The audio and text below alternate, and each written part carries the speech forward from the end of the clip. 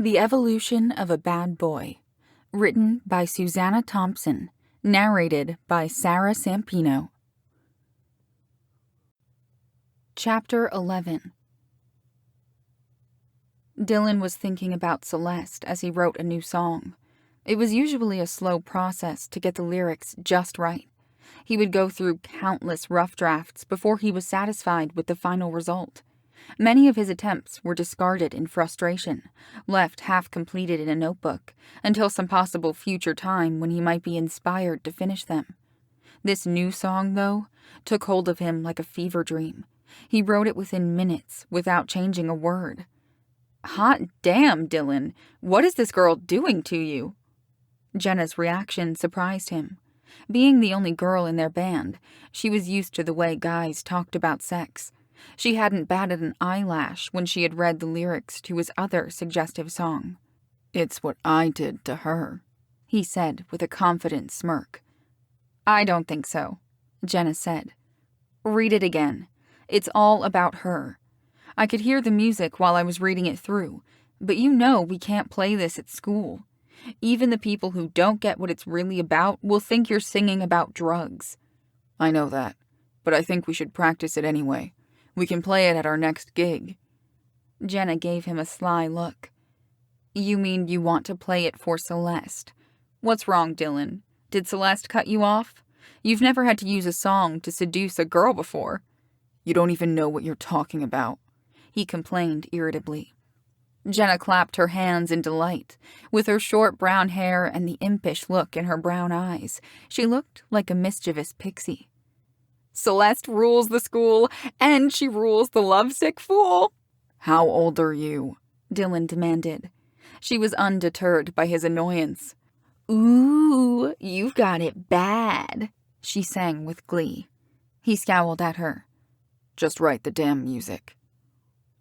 Only to himself would he admit that he was spending an inordinate amount of time thinking about Celeste.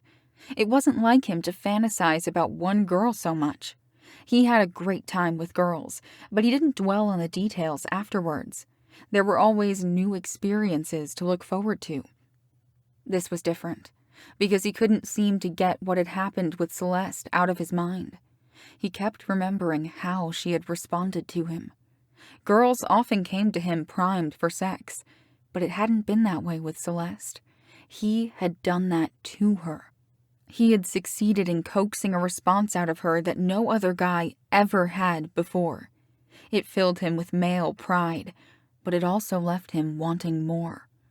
No girl had ever been that hot for him and then turned around and said that she didn't want to see him again. So yeah, he was going to use the song and everything else he could think of in order to seduce her. He was still turning down offers from other girls because he was too focused on having Celeste. No other girl had the same appeal to him at the moment. Celeste was having a similar problem trying not to think about Dylan. Why did she have to feel this way about him? Why couldn't she have been this hot for her real boyfriend? She never would have went to that party if Andrew hadn't called her boring. It had been said in a fit of anger, and he had apologized later, but the damage had been done. She had been determined to show everyone that she could loosen up and have fun. Her big mistake had been going to the party alone. She was going to surprise Andrew by showing up wearing the kind of clothes he'd never seen her wear before, but he wasn't even there to see her. He never texted her to tell her that his plans had changed unexpectedly, because she had said that she couldn't go with him to the party due to family plans. It wouldn't have mattered anyway, because she had forgotten her phone at home. Somebody had handed her a drink shortly after her arrival at the party. She had forgotten all about looking for Andrew after a couple more drinks, while she mingled with people she didn't usually hang out with. Popular guys were flirting with her, and the alcohol gave her the courage to flirt back. It was fun, until one of them tried to take it further than flirting. He had cornered her in a hallway, and he was trying to grope her while she protested that she had a boyfriend. Tommy, a guy from the basketball team, had come to her rescue. He made the other guy leave her alone, and he brought her more drinks and made her laugh with his funny jokes. At some point, they escaped the crowd and sat sipping their drinks in companionable silence. They woke up in bed together the next morning, fully clothed and feeling awful after their night of drinking. They ran into Madison and Jake when they went into the kitchen needing to drink some water, which was the only thing they could now stomach. Madison smirked at them. "Well, looks like we all had a good time last night," Madison said. "Ugh," Celeste moaned as she put a hand to her forehead. "Remind me never to drink again." Tommy knew what Madison was implying. "Not us. We just passed out." "Don't worry." Madison winked at them. "Your secret's safe with us." "Madison." Tommy's voice was stern. "Nothing happened." She smiled and turned her attention to Jake. Celeste couldn't wait to go home and change out of her uncomfortably tight clothes. Tommy was in a hurry to leave Madison's house, too. "This is bad," he informed Celeste. "Yeah," she agreed. "My parents are going to ground me for the rest of my life." "I mean Madison. She'll be on the phone as soon as Jake leaves. Everybody at school will know about this by Monday. She's a horrible gossip.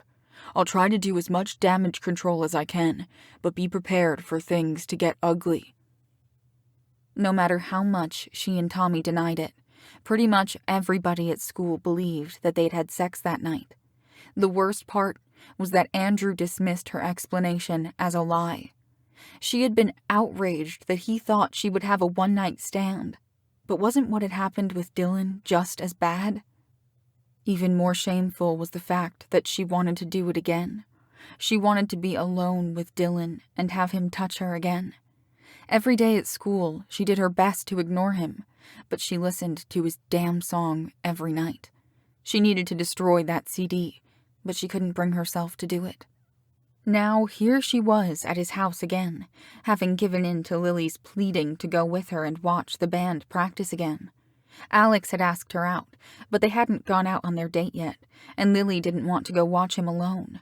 So, Celeste and Olivia had been roped into going with her. It was the same, like last time, except that Celeste was dreading when they would play Here With You. "We'd like to play a brand new song for you tonight," Dylan said. "It's called Ecstasy." It began with the moan of the guitar. Then, Dylan's voice transported Celeste back to that night when he had made her lose control. The drums seemed to keep tempo with her heartbeat as Dylan sang directly to her. The rest of the world fell away as they stared at each other with the intensity of the shared memory. Her pulse was still racing when the song ended.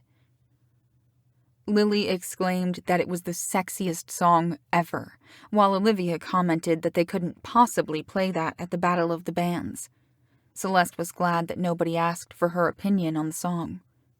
Finally, it was time to go home. Olivia sat in the car while Lily said goodbye to Alex. Dylan followed Celeste outside and stopped her before she could get to the car. "I'm so glad you came, Celeste." She blushed furiously at the obvious innuendo of those words. "I'm not." She snapped and hurried away to the car. He was standing in her driveway when she arrived home. "You can't be here. My parents—" "They're not here.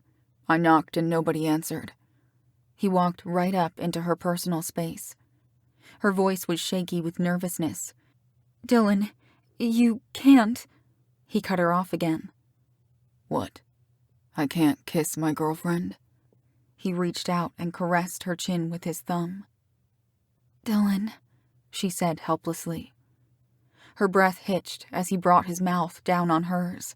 She had missed him, missed the way he made her feel, and her arms snaked around his neck to pull him closer. His voice was low and sexy when he broke the kiss. "Invite me in." He followed her to the door and waited as she unlocked it. Knowing that she was lost, but unable to fight the temptation anymore, she spoke the words without looking at him. "Come in, Dylan."